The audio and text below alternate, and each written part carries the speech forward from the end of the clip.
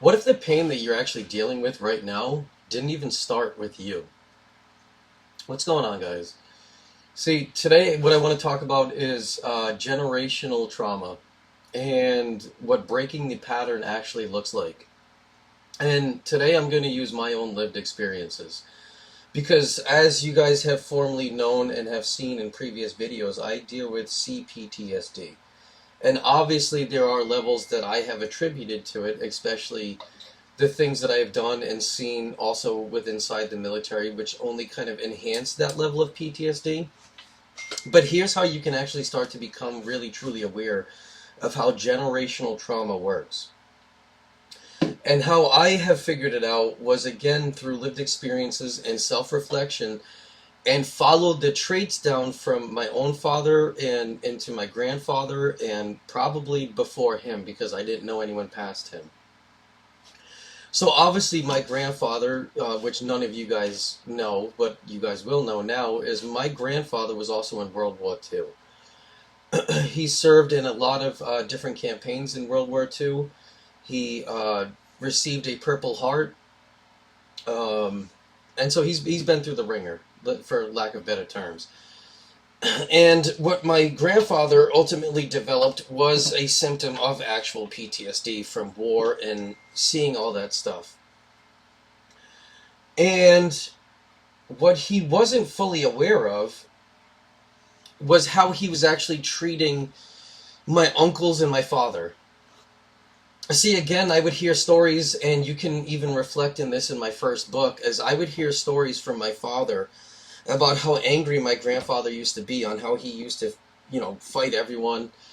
There were times, apparently, that he threw my father out of the front window. And obviously, as a child, I didn't believe that at all. I looked at my grandfather as my role model. There was something that I had aspired to be. Because when I was younger, I always saw an older man. He had it made. He would travel the world with his war buddies. He was retired. He would live with his wife. And so I really never actually knew him. My father, however, he was a very violent individual. He would snap on a dime. There were times where he has hurt me a lot. Actually, me and both my sisters a lot physically. Mentally, he would also hurt my mom. I can remember vivid stories of playing outside and walking in the house and him being completely irate and him standing over the couch choking my mother. And he was just incredibly physically violent. My father was incredibly physically violent. Obviously, what he had learned in that time was the same traits that my grandfather had passed down, because when he was younger, he saw all this violence, obviously, and he lived through it.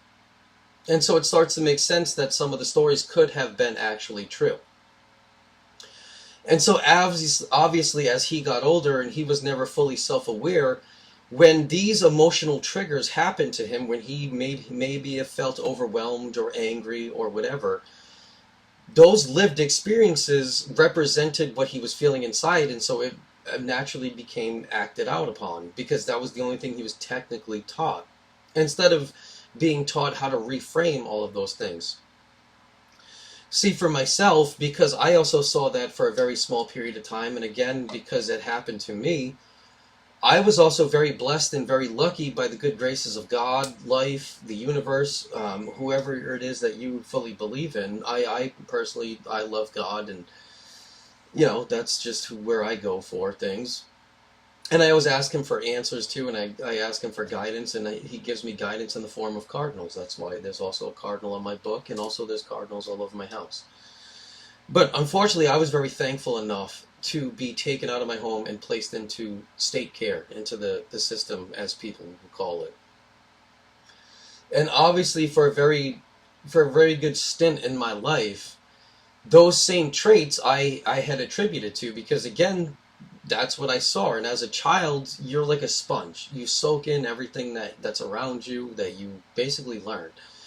And so obviously, as I started to get a little bit older and break out of my shell of shutting down, that was how I reverted to handling things.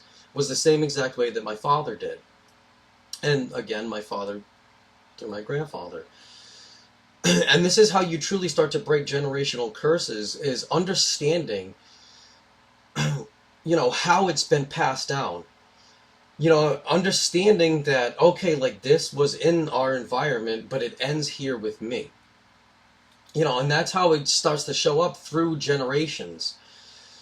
Again, through my grandparents, with his war thing, and then he passed it on to my father. It's not like a DNA trait. It's not something that you can it's not like a contagious thing. It's just something that's very taught and lived through. You know what I mean? That's how you learn it. It's not something that's contagious, just like depression and things of these nature. And what it starts to look like in real life is like emotional shutdown, avoidance. Obviously my anger that feels bigger than the actual situation may be. And once you start to, feel that level of anger and that level of overwhelming, which I've made a video on this as well, that level of control or dominance for safety starts to come in. You know what I mean? Because now, like, your nervous system can instantly read the room before you even start talking to anyone, because you're on constant high alert. And then when you start to be overwhelmed, you dominate that situation. But also on the opposite spectrum, you start to learn, people pleasing and overgiving. There's also fears of abandonment or rejection and lack of communication.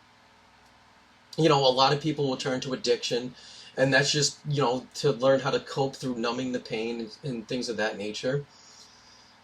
And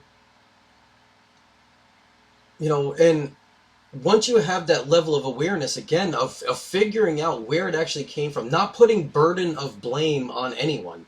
Don't try to blame anyone, just understand where it came from. That's where you have a level of awareness where you can break the cycle. You see those patterns in life, and instead of repeating those patterns, you will never overcome it. But what you do, and what I can do, and what I have been doing, is what you do is you strengthen the core around it. And so the moment that I feel like I'm ready to react and try to over-dominate a situation, that split second that you have, and right before you go to react, that's where, like, your awareness, and you take a step back and you reframe it. You know what I mean? And that right there is where you can choose differently. You can choose to respond to certain situations instead of reacting to certain things. Because that's what actually breaking generational trauma actually looks like. It's not reacting on how you were taught certain things. You learn how to start setting boundaries even when it feels wrong. Walking away instead of staying stuck in situations, rooms, relationships, friendships, jobs, whatever it may be. You start to learn how to emotionally regulate yourself.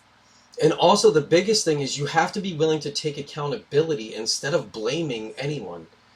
You choose that growth over that level of comfort.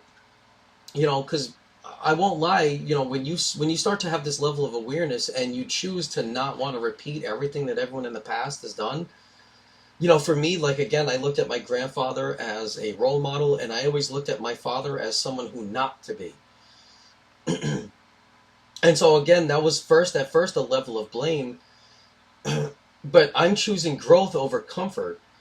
And so at first it starts to feel incredibly unnatural, because again, when you're used to that level of chaos or that level of violence and things of that, to you it feels natural. It feels like home. And at that point in time, like, you start to have small little identity shifts. You're not just healing yourself, but you're also changing the direction of your family line. And it also helps my daughter, because again, like, when she's going through her times and she's becoming, again, she's a young teenager and she's having her moments, obviously in those moments you can become incredibly overwhelmed. And so naturally, especially somebody with CPSD, you want to obviously overwhelm what's overwhelming you. And maybe some people may be like, listen, your life's not that hard. You can get over it. It's not, and it's not a big deal. Like, those are the things you may start to say to your children. But what I've actually started to notice, and I've also, again, talked to my therapist about it, is I sit there and I listen to her.